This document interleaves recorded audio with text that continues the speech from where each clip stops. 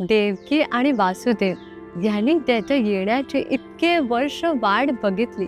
तो कृष्ण परमात्मा असं म्हणतात ना, सबर का फल मिठा होता है. तसंच देवकी माताला सुद्धा त्याच्या येण्याचे इतके वर्ष वाट बघायला लागली.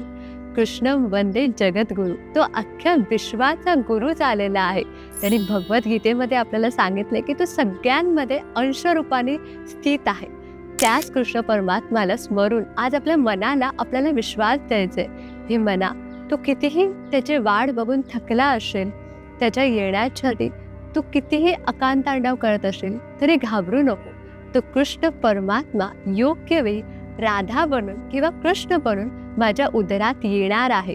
माझा ठाम विश्वास आहे की जेव्हा मी त्याच्यासाठी त्याची योग्य देवकी बनेन तेव्हा तो नक्की माझ्या उदरात येणार आहे. आणि तोपर्यंत मी त्यांनी सांगितलेलं योग्य आचरण, योग्य आहार विहार ह्याचं पालन करणार आहे. म्हणजे तो कृष्ण परमात्मा माझ्यावर प्रसन्न होईल आणि आनंदाने नाचत गाजत माझ्या उदरात जन्माला येईल. सर्वांना गोकुळाष्टमीच्या खूप खूप शुभेच्छा. मला खात्री आहे ह्या वर्षी तुमच्या प्रयत्नांना यश येणार आहे आणि तुमची पुढची गोकुळाष्टमी तुम्ही तुमच्या छोट्याशा राधासोबत किंवा छोट्याशा कृष्णासोबत उत्साहाने साजरी करणार आहात.